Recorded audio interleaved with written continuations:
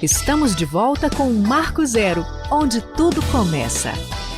Muito bem, de volta com o nosso Marco Zero, nessa manhã que estamos aí celebrando 3 de junho, a troca da guarda, que sai um professor e entra outro professor. Hoje nós estamos didáticos, né? É isso, Moacir.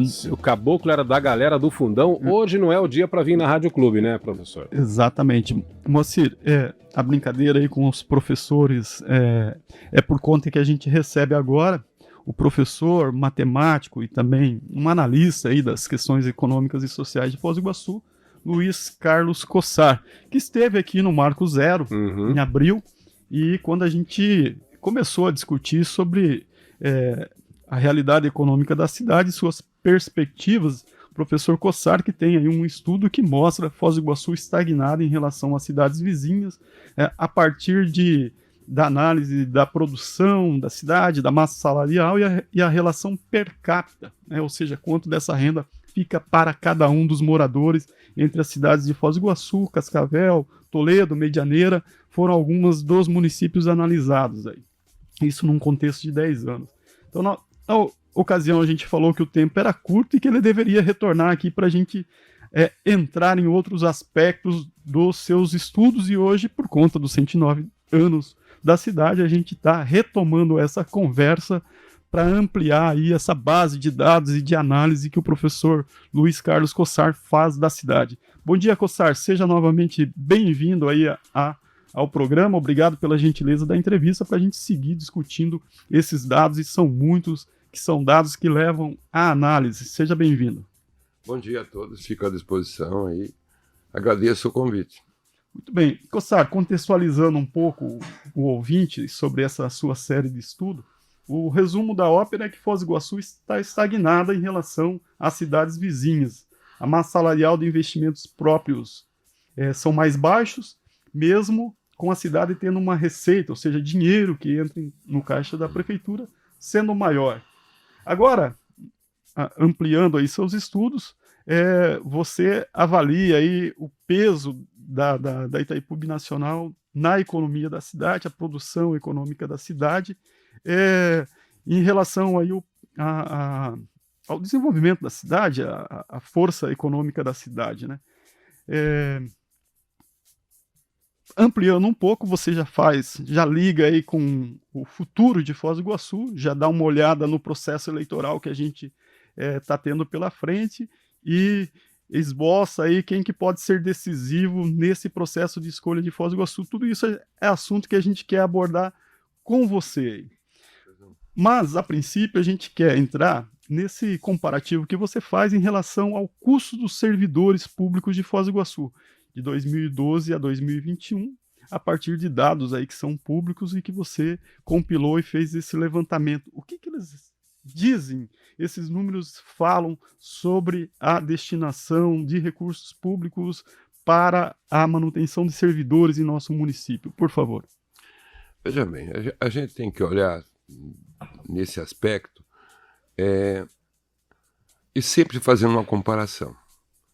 A gente tem, por exemplo, Foz do Iguaçu, qual é a justificativa, né, que até agora eu acho que quem tem que responder isso são os gestores públicos, de Foz do Iguaçu ter gasto, por exemplo, até nesse período de 10 anos, 2 bilhões a mais do que a nossa vizinha Cascavel, comparado com o mesmo Ponta Grossa, comparado com o mesmo Maringá. Cidades de mesmo porte. Mesmo porte e que tem um desenvolvimento econômico muito mais saudável que nós. E aí, então, e se você considerar isso, eu fiz até 2021. A média anual é quase 200 milhões a mais. Então, se você considerar até 2023, já chegam ao índice, ao valor de quase 2 bilhões e 400 milhões de reais. Mas qual o motivo para isso, né? Qual a justificativa? Então, isso, na verdade, eu considero que a sociedade, as entidades de Foz do Iguaçu, ou por descaso, ou talvez por ignorância, não são fiscalizadoras desse processo. Que isso, para mim, de certa forma, é um abuso dessas excelentes receitas que Foz do Iguaçu recebe. Agora, Cossar, a gente tem um número de servidores menor do que Sim. algumas cidades, Sim. gastando mais.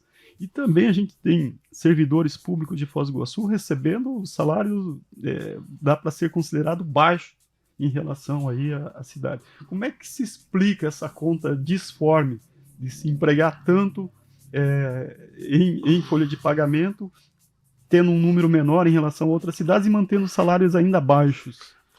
Isso são o chamado plano de cargos e salários, são essas leis e regras que a burocracia cria ao longo do tempo e ela vai acumulando vantagens, né? E tem, de certa forma, uma elite ali dentro dos quadros do funcionalismo público que é muito bem remunerada, até acima do normal. Que digo normal dentro da lei de mercado. Aí você compara assim, não. Mas veja bem, você pega ali uma cidade como Cascavel. Vou pegar aqui um exemplo de Cascavel. Qual a diferença de um servidor de lá ou daqui? Numa mesma função. Não deveria de haver diferença. Não, devia haver pelo menos uma paridade. Pode ser que tenha uma vantagem a mais, mas uma vantagem tão grande dessa. É lógico que isso daí interfere no desenvolvimento da cidade. Porque são 2 bilhões e 400 milhões, vamos supor, até agora. Se você calcular que as obras estruturantes aí não dá 2 bilhões, não chega a isso. O conjunto, o pacote de obras anunciado pela Itaipu, não só em Foz do Iguaçu, como na região, chega de 1,5 bilhão. Então, pra você ter uma ideia, então qual é o... Então, eu vejo assim, independente se tem funcionários que recebem menos, aí é uma questão de política interna dos gestores. Mas eu acho que a sociedade devia ter um olhar mais crítico em cima disso. Acho que as entidades deveriam fiscalizar melhor esse processo. Porque, veja bem, porque você tem uma certa forma um conluio, né? Que eu falo entre uma elite de servidores junto com a Câmara, então eles ficam provando sistematicamente leis, regras e vantagens. E esses dias eu estava falando com um ex-secretário da Fazenda, aqui, ele falando assim, olha, Foz do Iguaçu está num problema seríssimo. A folha de pagamento e a coisa está estrangulando o município. Ele falou que o próximo prefeito vai ter problema. Porque qual é o problema que vai ter? Porque você não tem capacidade financeira para recontratar. E tem uma leva grande aposentando. É o exemplo da Guarda Municipal. E já estão chegando no limite para aposentadoria, com todos os seus direitos. E como é que você vai ter que fazer um outro concurso para você repor esse pessoal? Então isso tudo é uma falta de planejamento estratégico que ao longo dos períodos o município, e quando falo município, fala sociedade, não prestou muita atenção. Ou deixou isso por um motivo ou outro, e isso foi construindo e agora é uma bomba bomba relógio que vai estourar. Daqui a pouco você vai ter que contratar mais gente, mais professores, mais médicos. Você tem que sempre estar contratando. É renovação, é natural. Necessária. Agora você veja então, o exemplo típico disso agora é a reforma da Previdência que eles estão fazendo. Por que tem que fazer a reforma da Previdência? Porque já a capacidade do município suportar isso já está no limite, né? Então, todas essas coisas, esse é o problema de Foz do Iguaçu. A prefeitura, agora os próximos, está falando, uma das pautas para os próximos gestores, uma das causas é como solucionar esse problema. E esse problema que ele já é um problema atual, né? O Tribunal de Contas tem chamado a atenção do município por ele atingir ali o limite prudencial, né? Da Lei de Responsabilidade Fiscal com relação aos gastos, aos recursos com pagamento de folha, né? Você tocou no assunto da Previdência. Para fazer essa reforma da Previdência, o prefeito, a gestão, junto com a Secretaria de Administração, Newton Bobato, para impor algumas exigências a mais aos servidores, o município também parcelou um aumento na sua parte dessa contribuição, ou seja, para os próximos anos, né? Aumentando progressivamente o percentual que o município vai destinar aí a esse bolo da Previdência, que significa que será menos recurso público né, podendo ser utilizado em serviços diretos para a população, como saúde, educação, etc. Cossar, ampliando um pouco a conversa, você tem um estudo recém-saído do forno, quentinho ainda, que diz respeito à produção da Itaipu Binacional na economia de Foz do Iguaçu. Você levantou os números do PIB, né, que é o Produto Interno Bruto, que é o que mede a economia de uma localidade ou de um país, e massa salarial de Foz do Iguaçu entre 2012 e 2021. Com Itaipu e sem Itaipu, né? Seu estudo faz esse recorte. O que dizem esses números e quais são as evidências a partir desse levantamento? Veja bem, então nós temos aqui Itaipu, é inquestionável a sua importância para o Brasil, inclusive para Foz do Iguaçu. Mas quando se coloca o PIB dela, a produção dela, não olhar para Foz do Iguaçu, parece que Foz do Iguaçu está numa situação confortável. A propaganda oficial, só para te interromper rapidamente, diz que, né, somos uma das maiores economias do oeste do Paraná. Isso é propaganda oficial agora veiculada. É a isso que você se refere, por exemplo? E é uma mentira. É uma mentira, porque você veja bem, a produção, ela é o que gera, a gente chama, emprego e renda, e consequentemente a massa salarial. Quando você faz esses estudos e separa Itaipu, veja como é que fica a Foz do Iguaçu. Perde feio para Medianeira, para qualquer outra cidade aí que eu fiz o estudo, mostrando por quê. Massa salarial é dinheiro na mão das pessoas. E dinheiro na mão das pessoas é uma circulação. Bem, é um estudo, Moacir, que o professor Cossar fez justamente para medir a intensidade da participação da Itaipu na economia, né? Então esse estudo ele tem, sim, por isso que a gente fala, né? É um recurso, é um montante do PIB com Itaipu e sem Itaipu. Professor, prossiga, por favor. Pois é, aí você pega assim, então, qual é a contribuição da Itaipu em termos de massa salarial? Estou falando de dinheiro que circula na mão das pessoas e que gera, faz com que a economia gire. É insignificante. É seus 1.800 funcionários. Então, quando a gente faz esse estudo e começa a separar as coisas, a gente vê, por exemplo, você pega, por exemplo, aqui Cascavel, Medianeira e Toledo aqui. Veja o volume de dinheiro que está na mão das pessoas. É muito maior que na mão das pessoas, por isso que é per capita. Por que per capita? Porque são por pessoas. E são pessoas que fazem parte e que são a coisa mais importante dentro do município, dentro do território. Tudo existe por causa delas. Tudo se faz por causa de pessoas. Então, quando a gente faz esse cálculo per capita, é exatamente para dizer o seguinte: como é que está funcionando numa determinada região, local, a distribuição de renda. Então, você vê aqui nossa Medianeira, é muito maior per capitamente que Foz do Iguaçu.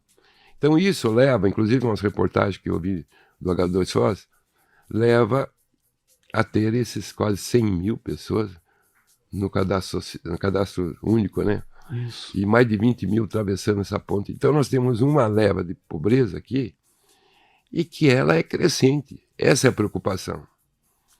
Então ela começa a crescer de uma forma tal que nós vamos ter muito mais problemas de segurança, saúde, enfim, de tudo. Nós vamos ter mais problemas. E aí você vem para a prefeitura quando você fala que ela teve que fazer um aporte agora por causa da Previdência. Quer dizer, já gastou bastante, vai gastar mais com funcionários.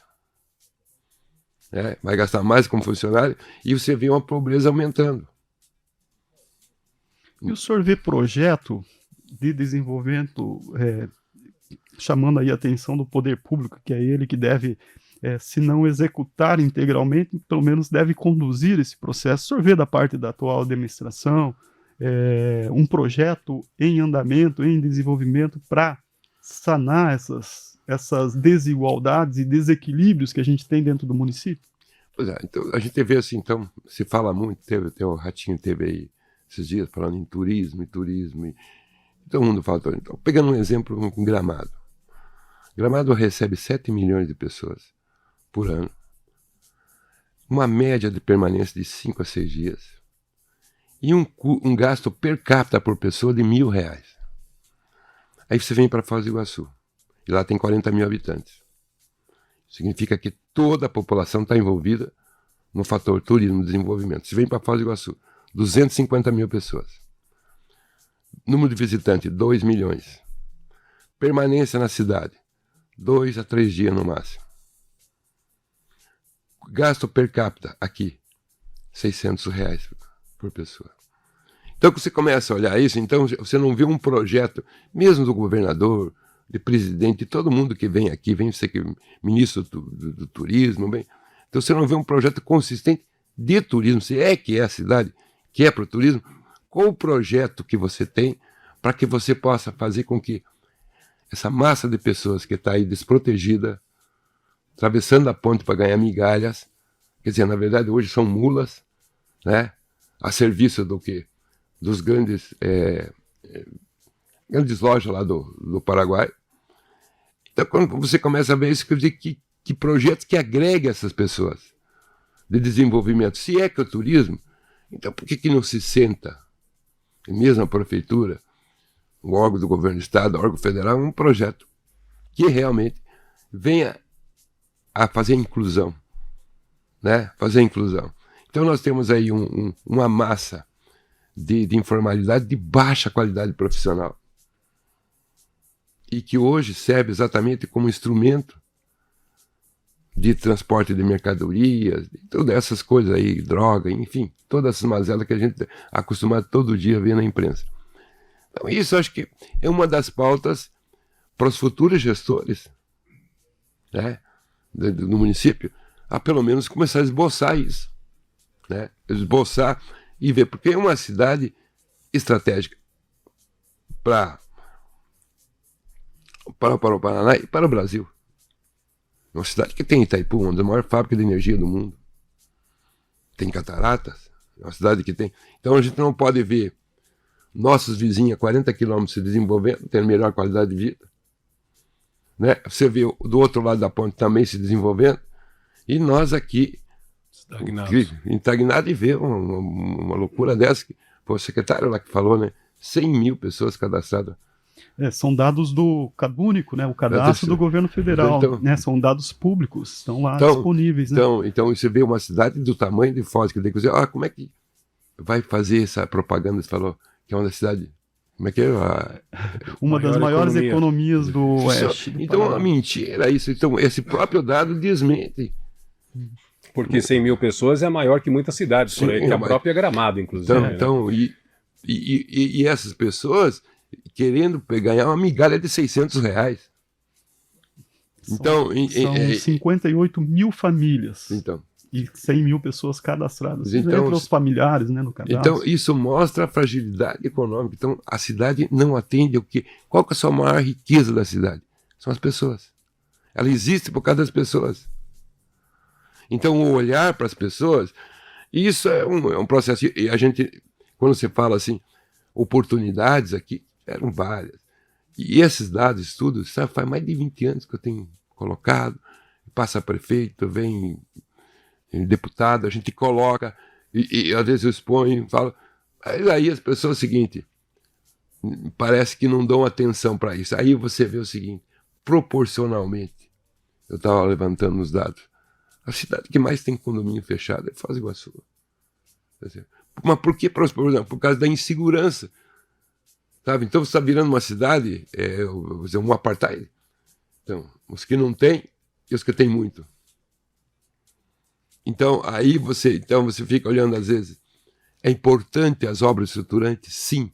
É importante tudo isso que está acontecendo na cidade? Sim. Mas sem inclusão social, não tem sentido, né? Muito bem. Falando de futuro que passa pela política, Cossar, o senhor levantou também um perfil desse eleitorado de Foz do Iguaçu que escolherá o próximo prefeito, né? O prefeito Chico Brasileiro está em final de mandato, ano que vem teremos eleições, e muito se especula, muito se olha para um fato inédito, né, que poderá vir a acontecer, que é a Foz do Iguaçu ter o seu segundo turno, né? A eleição para prefeito ser escolhida, podendo ser escolhida em 2 turnos, né? Porque Foz do Iguaçu tem tudo para atingir os 200 mil eleitores aí a partir do ano que vem, né? Que seria a primeira eleição em segundo turno. O que as cartas, ou melhor, os números aí dizem para nós sobre esse eleitorado? Isso eu até levantei, mas não sei se vocês publicaram, coloquei que o eleitorado de Foz do Iguaçu, em torno de 50%, mas são jovens, solteiros, e a grande parte deles estão em idade ativa, quer dizer, estão em movimento. Esse eleitor está conectado no o que eu chamo das suas tribos, nos seus grupos. Cada celular hoje, isso veio e está mudando resultados aí surpreendentes, não só no Brasil, mas no mundo inteiro. É uma ferramenta hoje que aquele modelo antigo, marqueteiro, programa de televisão, não tem mais tanto efeito. A rede social realmente ela veio para fazer essa mudança. E o que a gente vê é o seguinte: nós estamos uma estrutura partidária, um modelo de eleição arcaico ainda. Você veja que os partidos no Brasil, a população não dá mais importância nenhuma para os partidos. Então é meia dúzia que se reúne ali, faz uma foto aqui, fala uma coisa aqui, mas você não vê o envolvimento da população nos partidos. E essa falta de envolvimento faz com que o seguinte, gere uma certa frustração. Porque o cara é o seguinte, cada vez essa legislação eleitoral afasta o eleitor do candidato. Então ela afasta porque o candidato, o eleitor não percebe mais a importância do candidato na transformação do lugar onde ele vive, da cidade onde ele vive. Então não percebe mais isso. E esse fato leva a alguns fenômenos. Por exemplo, a eleição do astronauta lá em São Paulo, do Tarcísio, contra velhas pessoas que estavam lá há mais de anos. Quem que é o Tarcísio? Tarcísio era um cara do Rio de Janeiro, e nem morava em São Paulo, chegou lá, botou um domicílio lá. Quem que elegeu ele foi a rede social.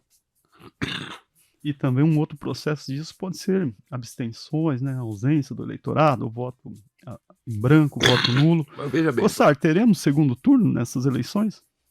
é um fato que é o seguinte, faltava 2 mil e poucos eleitores, né? Perto de 3 mil, 3 né? mil. Será que vai conseguir 3 mil eleitores? Que tinha um fenômeno aqui que aconteceu, e esse é um outro. Esses 12 mil estudantes que tem lá no Paraguai, eles, grande parte, até 1 ano, 2 anos atrás, 1 ano atrás, estavam morando em Foz. E ainda tem uma parte morando em Foz. Mas hoje estão oferecendo infraestrutura lá e estão morando lá. Já não participam mais da vida de Foz como participavam anteriormente. Nossa. E a UNILA ainda não trouxe tanto aquele volume de alunos que poderia. E era uma das formas de chamar esse pessoal para participar da eleição de Foz. Mas isso é papel do partido. É papel dos políticos. E você veja que o político e o partido estão afastados dos movimentos, principalmente dessas tribos. Então você não vê esse envolvimento, esse chamamento, eles participando. Isso talvez não leve esse número. Ano passado nós tivemos 10 mil novos títulos incentivados aí pela Justiça Eleitoral, que fez um apelo justamente para o jovem, né, da inscrição para o primeiro voto, a partir dos 16 anos, que não é obrigatório, né? Mas, eventualmente, tendo segundo turno, olhando os nomes que se apresentam, os grupos políticos que historicamente se organizam e se desorganizam aqui em Foz do Iguaçu com muita facilidade, a quem que beneficiaria um segundo turno nas eleições municipais? A quem já está no poder, um candidato apoiado pelo grupo que está no poder, um candidato vindo querer mudar radicalmente as formas e os jeitos aí de que esses grupos se organizam? Como é que dá para olhar isso? Veja bem, tem um dado interessante, o seguinte, as pessoas que moram em Foz, principalmente esse em idade ativa, não querem ir embora de Foz. Eles gostam da cidade, porque a cidade realmente ela é muito mais dinâmica que outras cidades, em vida noturna, em entretenimento e tudo. E hoje eles, e que eu chamo as suas tribos, eles, de um momento para outro, eles podem escolher o inesperado. Então, aqui, esse modelo, que eu chamo analógico, tradicional, pode levar uma surra. Porque eles podem escolher, aí depende quem é que ele pode surgir um nome que eles escolherão. Que aconteceu já em vários lugares aqui no Brasil, desde do advento da rede social, a internet vindo, e isso pode ocorrer em Foz. Porque esse jovem, veja bem, esse que está em movimento, ele quer uma perspectiva de futuro. Então, quando ele vê que as pessoas vêm, ele começa a ver todos esses dados que a gente levanta, que começa a aparecer,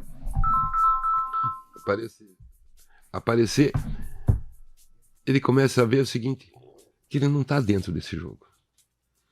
Não se identifica com não esse se identifica, não se identifica. E essa falta, e daqui a pouco ele pode arrumar alguém que o represente.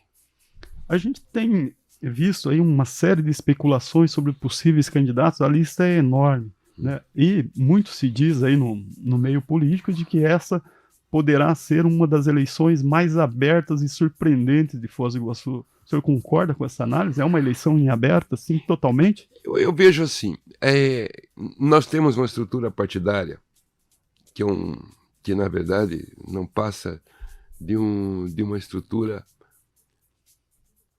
a gente pode dizer assim, uma estrutura cartorial, que é decidida em Brasília, em Curitiba. São os donos do partido que decidem quem é candidato ou não. Não importa. Então, os acordos, eles geralmente fazem em função de suas eleições, que dali 2 anos. Então, se reúne o deputado tal com o deputado tal, faz um acordo para apoiar o João ou o Pedro. E isso, eu não acredito nessa abertura, porque nós não temos uma estrutura partidária autêntica que aqui o município decidisse. Muitas vezes o cara decide aqui, mas lá em cima é outra coisa. Você não vai com fulano, você vai com Beltrano e acabou. Porque quem manda no partido é que está lá em cima. Né? Então, isso eu não acredito nesse processo. Eu acredito que vai ter 2 ou 3 candidatos aí, 3 candidatos, vai ter os grupos lá de cima que tem interesse em ser governador, ser senador, ser deputado federal, deputado estadual, vão interferir diretamente nesse meio, até porque são todos, a maioria deles, funcionários deles, né? Não tem autonomia, os partidos não têm autonomia, e eles vão definir aí 3, 4 grupos.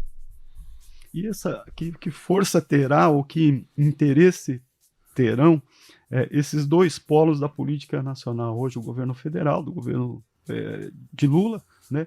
E o ex-presidente Bolsonaro, que polarizam aí, né? A gente tem visto várias mensagens aí do partido do ex-presidente Bolsonaro dizendo que disputará eleições nos municípios pensando já no projeto nacional. E, por outro lado, o PT, o partido do presidente Lula, tradicionalmente aposta nessa fórmula, né?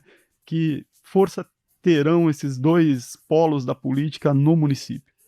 Porque a gente tem que olhar assim, o PT talvez é o único partido que sobreviveu no Brasil, né? É um partido que tem sobrevivido, tem resistido, na verdade. É uma estrutura partidária forte. Goste ou não, talvez o que melhor defina a palavra partido seja no PT, né? PT. Não fazendo juízo da linha ideológica e a sua atuação. Agora, o resto, não. Você veja, então, o PT vai, eu acredito que ele consegue sempre polarizar. Eu não sei se em termos de município, em termos nacionais, ele realmente é muito forte. Quando tem em termos regionais, as coisas mudam um pouco, e quando chega no município, muda muito. Então, eu vejo que essa polarização, ela não verá para o município. Porque, veja bem, aqui a gente tem que lembrar de uma coisa. O voto que teve aqui no Bolsonaro era voto anti-PT, não era voto para o Bolsonaro. Então, caiu no Bolsonaro porque, naquele momento, era um voto antipetismo. Mesmo na última eleição? Mesmo na última eleição. Então, você tem o seguinte, então, e eles têm essa ilusão, o eleitor, de certa forma, quando ele vem para o seu município, ele enxerga, ele é um pouco bairrista. Então, quem vem de fora, a nível estadual é uma coisa, mas a nível local, a coisa vai se definir um pouco quem tem mais raiz aqui, quem mais pertence ao município. Quem mais paroquial. Mais paroquial. E isso aí pode surgir Lembra aqui do Felipe Mansour, que era um nome que surgiu, de repente surgiu dali, seria, se não tivesse falecido, teria alcançado algo melhor nas eleições que vieram, né? E eu acredito que deve surgir, porque, veja bem, o movimento que esse jovem, vou tentar um exemplo aqui, dessa menina, não vou falar, nem conheço pessoalmente, mas sei que ela é filha de uma grande minha amiga, que é a Silvana Rache, né? A Yasmin Rache. Incrível como ela tem uma penetração nas redes sociais. Como ela se comunica numa rapidez. Então, são esses perfis, estou dizendo, dela que de repente pode surgir, que a gente não sabe, mas já está sendo germinado no meio da comunidade, e aí o pessoal com essa estrutura antiga ainda fica pensando nesse modelo. E esse é um processo que poderá acontecer quem faz. Por causa exatamente do perfil do eleitor. Jovem, solteiro. Quer dizer que o candidato analógico aí poderia ser surpreendido por essa varredura aí de um novo jeito de pensar a política, de uma forma de, sim, mas, de escolha. Até porque você olha para o perfil do eleitor. Se ele, eleitor, é jovem, maioria solteiro, tem um bom grau de instrução, você não engana mais ele. Então você não é um comício, não é um programa de televisão, não é. Então, de repente, é alguém chegando mostrando, e pode mostrar um outro caminho. E isso poderá agregar grupos e grupos, e isso se multiplica numa velocidade. Às vezes o pessoal não pensa. O Márcio França, em São Paulo, há 4 dias da eleição, era considerado eleito. Em 4 dias, essa rede social elegeu o astronauta. Muito bem. Bom exemplo.